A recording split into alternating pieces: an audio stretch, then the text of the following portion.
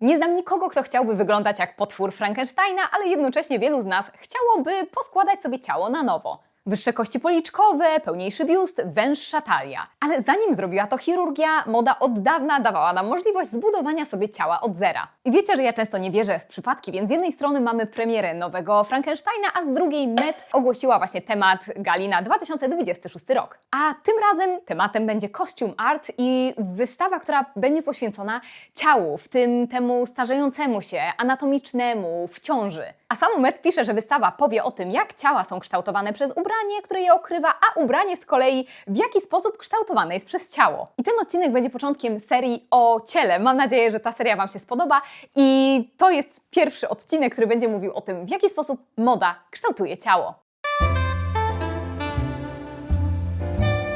No dobra, ale dlaczego w sumie głównie będziemy mówili o kobietach? Przygotowując odcinek na jednym z forów trafiłam na komentarz, gdzie ktoś pytał, jak to jest, że kobiece ciała zmieniają się po prostu diametralnie, a męskie w sumie niewiele.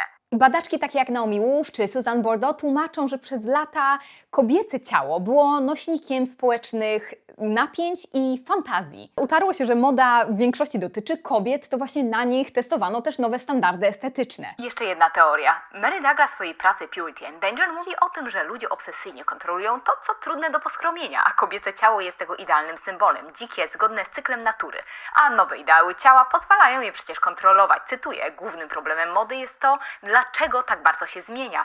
Innym pytaniem jest, dlaczego jest tak władcza. Nowe fasony, które proponuje, niekoniecznie są mile widziane i sprzyjające ciału. Groteskowa, nieprzyzwoita albo śmiała, przez modę odbiorcy nagle martwią się o swój nowy wygląd.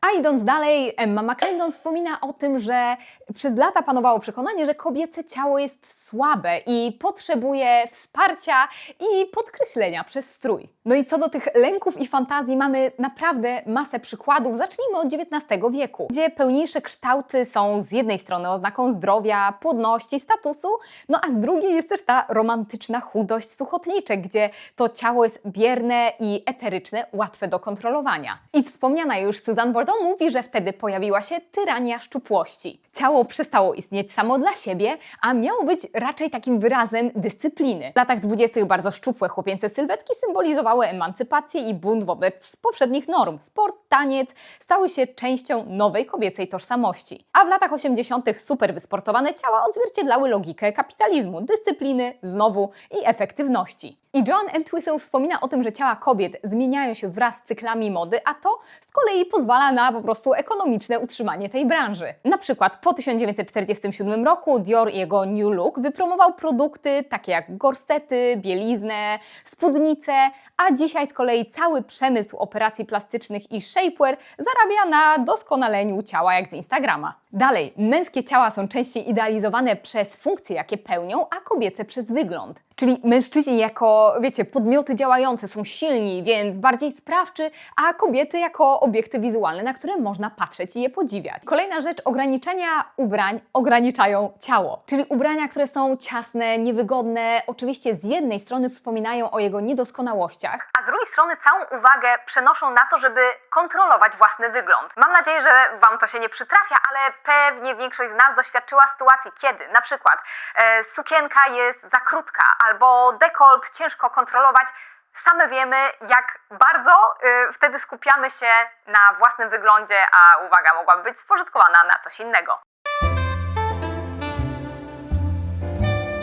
Vogue w 1950 roku pisał: w tych czasach myślimy o pięknym ciele tylko przy okazji idealnej figury, a o tej mówimy tylko wtedy, kiedy zmieniają się trendy. Od tego artykułu minęło ponad 70 lat i w sumie nic się nie zmieniło. Jedne sylwetki są promowane, a inne wypadają z obiegu, jakkolwiek abstrakcyjnie to brzmi. A przemysł mody od początku traktował ciało jako materiał do rzeźbienia. Więc od początku to ciało było dyscyplinowane i kontrolowane, a z drugiej strony też było ekonomiczne, no bo trzeba było kupić rzeczy, żeby zbliżyć się do akurat modnego ideału. I na start polecę Wam książkę, na której oparłam dużą część odcinka, czyli Fashioning the Body. Autorzy wspominają, że lubimy myśleć i oczywiście demonizować gorsety, że to wtedy był ten ostatni moment, kiedy ciało było uciskane, no ale wiemy, że po prostu zmieniły się narzędzia. I od początku możemy sobie podzielić to, co moda robi z ciałem, na kilka typów, bo ona to ciało powiększa, na przykład przez wielkie rękawy, pomniejsza, na przykład przez bieliznę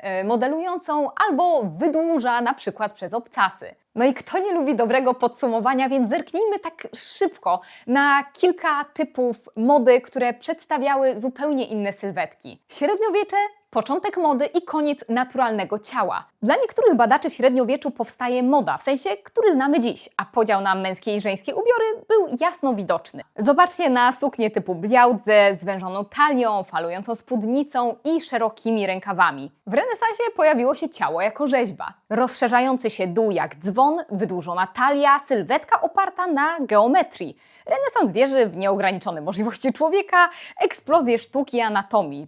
A same odkrycia geograficzne, kolonializm i ogromne bogactwa elit też wpływają na modę. Kobieca sylwetka nagle ma objętość, do której ciężko się nawet zbliżyć. Legenda mówi o Joannie Portugalskiej, dzięki której pojawił się Fortugał i miała nim ukryć ciążę. Erotyka była kontrolowana, ale obecna, bo im silniej było zakryte ciało, tym bardziej erotyczne były te fragmenty, które były odsłonięte. XVIII wiek i ciało jako abstrakcja. Anne-Cécile Mocheng uważa, że gorsety i panier nie tylko zmieniały figurę, ale nosząca je kobieta miała wyglądać jak istota płynąca nad ziemią, często wręcz odczłowieczona przez ogrom konstrukcji. A ciało wciąż komunikowało status i podporządkowanie się regułom etykiety. A tak w ogóle, jeśli jeszcze tu jesteś, zakładam, że ten odcinek Ci się podoba. Daj o sobie znać tą ikoną i najlepiej zasubskrybuj ten kanał, bo to zawsze ogromna motywacja. Dzięki i oglądaj dalej. I Joanne Entwistle, którą będę często pewnie cytować, wspomina o tym, że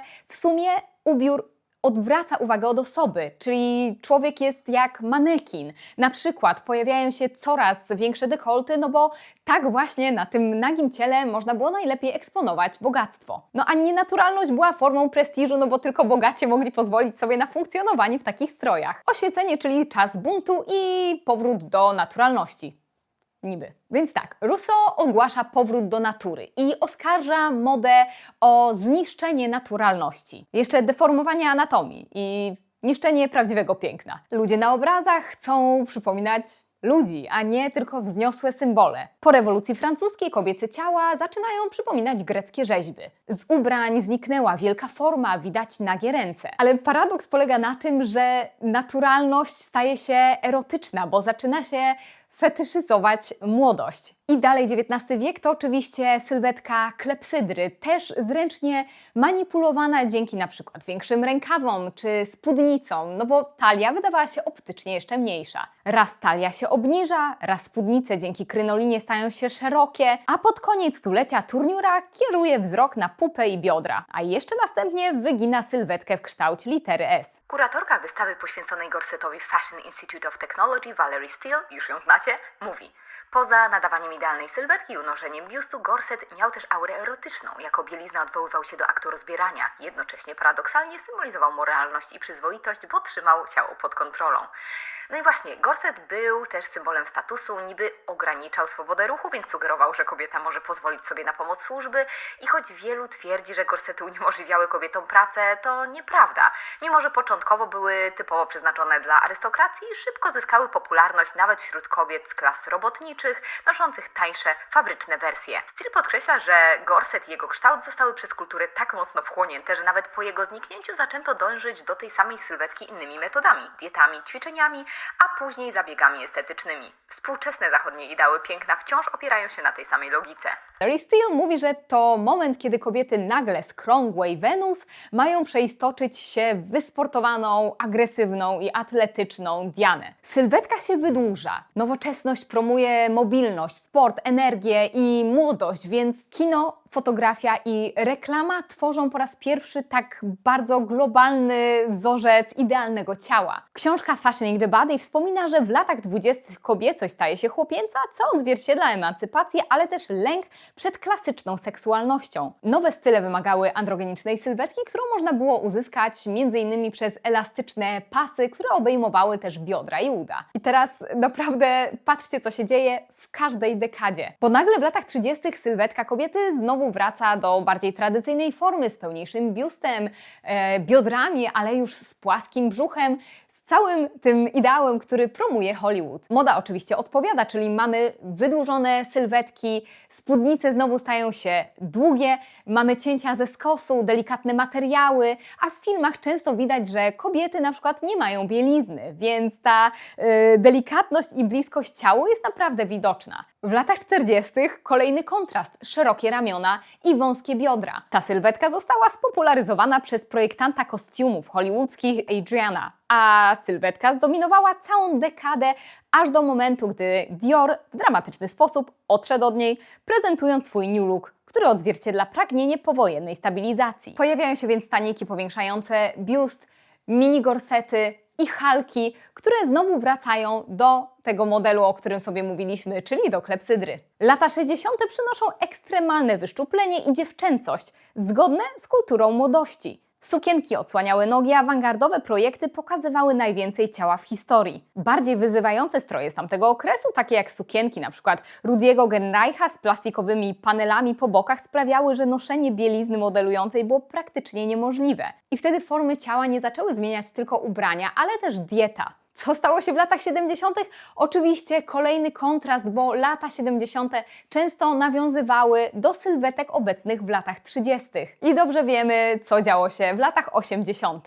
I teraz ciekawe. Badacze z University of Wisconsin w artykule opublikowanym w czasopiśmie Journal of Communication wspomnieli, że największy odnotowany odsetek zaburzeń odżywiania miał miejsce w latach 20. i 80. XX wieku, czyli w dwóch okresach, w których idealna kobieta była najszczuplejsza w historii USA. Ciało staje się więc muskularne i atletyczne. Kultura sukcesu nagradza dyscyplinę i kontrolę. Moda pełna podkreślonych ramion, eksponowanych nóg i odważnych kolorów ma podkreślać autorytet i energię. Wspomniani badacze mówią też o tym, że w latach 80. nasilił się lęk przed otyłością i właśnie wtedy zaprezentowano sylwetkę, która jest totalnie różna. W ten sposób w latach 90. pojawia się sylwetka, która jest totalnie inna od tej nieco bardziej muskularnej z dekady wcześniej. To wszystko podkreślają minimalistyczne kroje, spodnie, biodrówki, gdzie ciało jest najlepszym nośnikiem prostych krojów. A po roku 2000 ciało wkracza w erę takiej własnej optymalizacji. Media społecznościowe przenoszą ideały z wybiegów do codzienności. Z jednej strony technologia i retusz, a z drugiej coraz bardziej dostępne operacje plastyczne pozwalają cały czas poprawiać własną sylwetkę. Po co teraz tak szybko przyjrzeliśmy się tym różnym sylwetkom i tym, jak moda wpływała na pokazywanie ciała, bo to po prostu była sinusoida. Badacze zauważają, że sylwetka zmienia się w rytmie napięć społecznych, czyli kiedy na przykład kultura potrzebuje kontroli, promuje się bardziej szczupłą sylwetkę. Gdy istnieje potrzeba stabilizacji, wraca pełniejsza kobiecość. Teraz to, że nagle z sylwetek Kardashianek przechodzimy znowu do mody na super szczupłość, nie jest przypadkiem. W czasach, które dawno nie były tak napięte, właśnie sylwetka pozwala nam po prostu tworzyć sobie taką iluzję życia, w którym mamy nad czymś kontrolę. I jasne, to nie jest zdrowe podejście, ale nie bez powodu mamy nagłe odwołania właśnie do mody z przełomu lat 90. i 2000.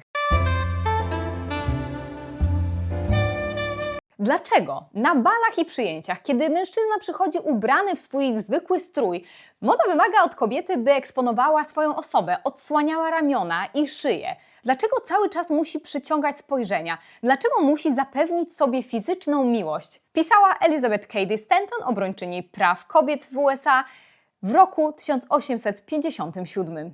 A teraz spojrzymy na momenty, kiedy ciało totalnie ucieka od tego, co jest modne i chce się zbuntować. Bo cytowana już oczywiście wcześniej Valerie Steele mówi o tym, że w XIX wieku ciało pozbawione gorsetu było kojarzone pozbawieniem kontroli, z taką wyuznaną seksualnością. Czyli ciało, które jest w końcu wolne, jest zagrożeniem. A uwaga skupia się w końcu na osobie, nie na stroju, bo równolegle z mainstreamem często istnieje zupełnie inna moda. Książka Fashioning the Body wspomina o XIX wieku jako pierwszym momencie takiego świadomego buntu przeciwko modzie. Ruchy na rzecz reformy ubioru, składające się w dużej części z feministek pierwszej fali, były przeciwne jakiemukolwiek zniewoleniu ciała. Członkowie szczególnie protestowali przeciwko gorsetom, a bardziej przeciwko praktyce tight lacingu, czyli bardzo mocnemu zaciskaniu tego gorsetu, bo uważali, że niewygodny strój uniemożliwia pełne uczestniczenie w życiu społecznym. Strój powinien być higieniczny, a więc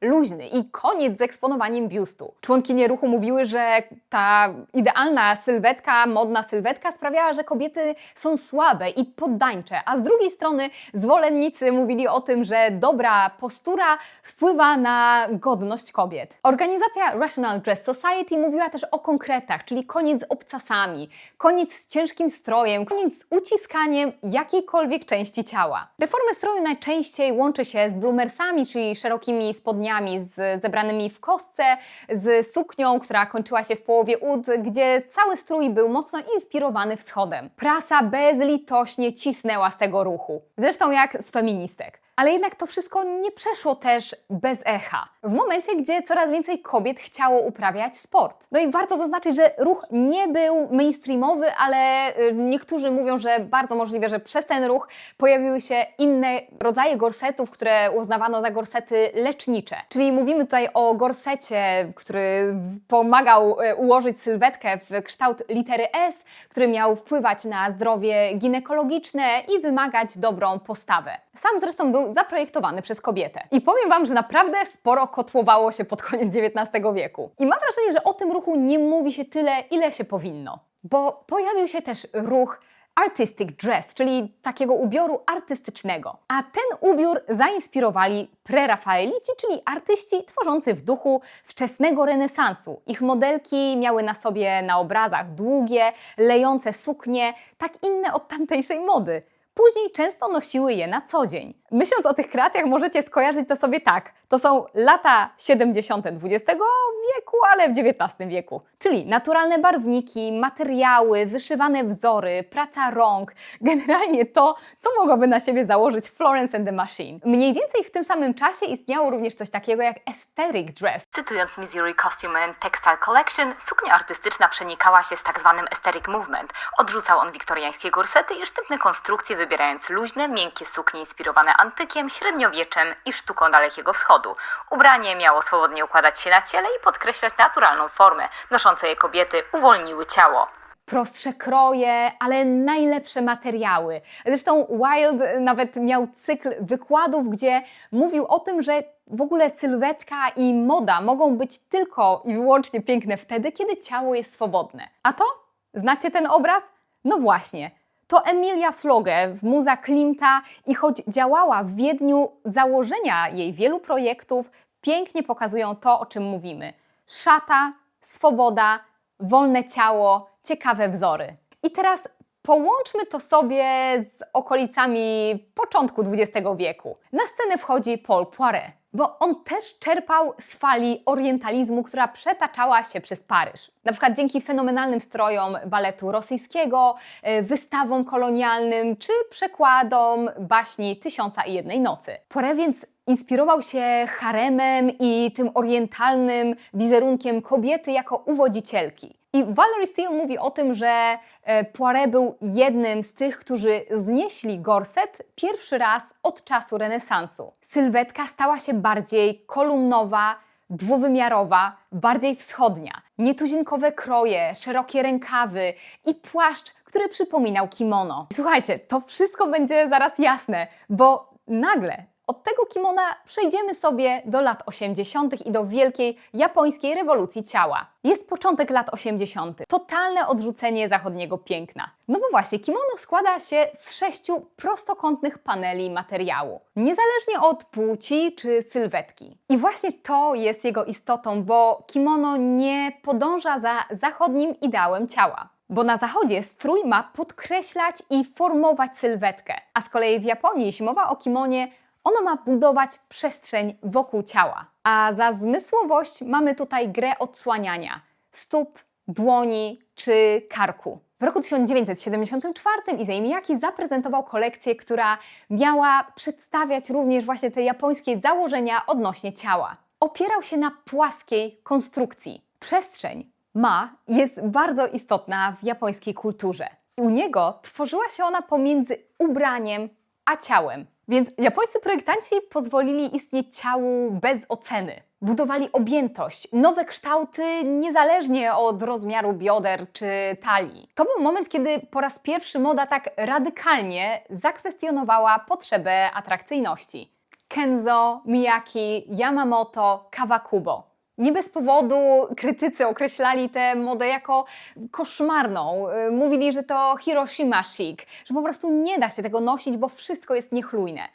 Ale z drugiej strony, jak pisał Vogue, wszyscy, którzy chcieli pokazać, że naprawdę znają się na modzie i są w tym wtajemniczonym kręgu sztuki, zaczęli nosić japońskich projektantów. No bo jasne, istniał oczywiście punk, ale ta moda japońska właśnie z okolic lat 70., 80.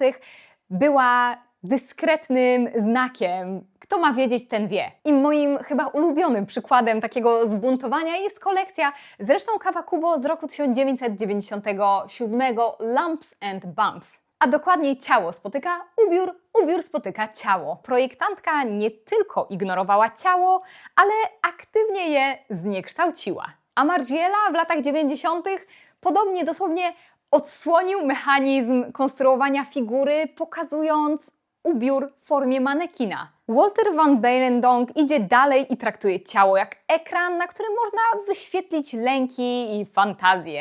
Victor and Rolf pokazywali z kolei suknie przypięte do modeli jak obrazy, jakby ciało było tylko stojakiem pod ich koncept. Najświeższym komentarzem może być współczesny Gaultier. A suknia szkielet u Schiaparelli? Mięśnie, żebra, skóra wchodzą w dialog z modą. I to wiecie, taki buntowniczy moment, kiedy moda tak naprawdę demaskuje to, co robi od lat. Cywiotka z ID Magazine pisze: Na wystawie znalazła się również sukienka ciążowa Georginy Guthrie, często uznawana za niedocenioną inspirację dla Kawakubo. Mam nadzieję, że wystawa nie tylko poruszy temat chirurgii plastycznej, czy ktokolwiek może się jeszcze starzeć, ale także nawiąże do modyfikacji ciała tak popularnych w kulturze lat 20. XXI wieku. Słuchajcie, to początek naszej serii o ciele. Tutaj konkretnie o modzie i ciele porozmawiamy sobie o modyfikacjach ciała, czyli o operacjach plastycznych, o kulcie diet, o tym, dlaczego preferowani są niby wysocy mężczyźni i całej reszcie, ale o tym wkrótce.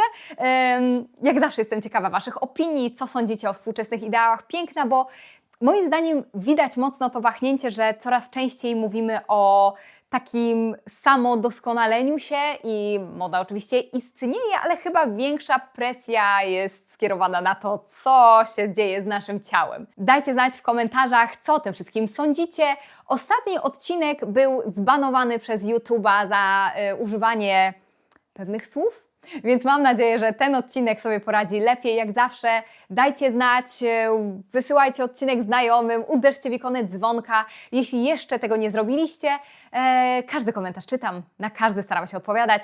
Nieco częściej zobaczycie, co u mnie słychać na Instagramie i widzimy się przy okazji kolejnego odcinka. Cześć!